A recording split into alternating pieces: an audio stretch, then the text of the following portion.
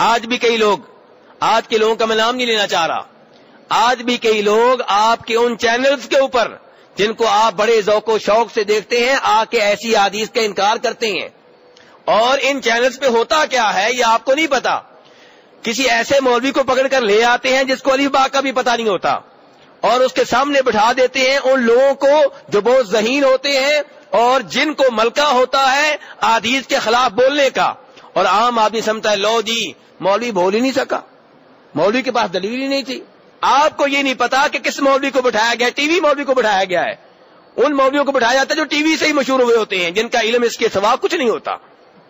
اور پھر ساتھ کیا کرتے ہیں، اگر کبھی کوئی اچھا عالم دین لایا بھی جاتا ہے تو اس کو گفتگو کا مکمل ٹائم نہیں دیا جاتا.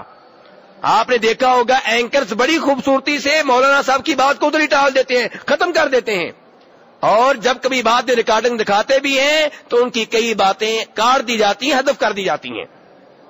تو اس لیے ٹی وی پہ جو کچھ ہوتا ہے یہ دین کا معیار نہیں ہے. دین کا معیار قرآن و حدیث ہے.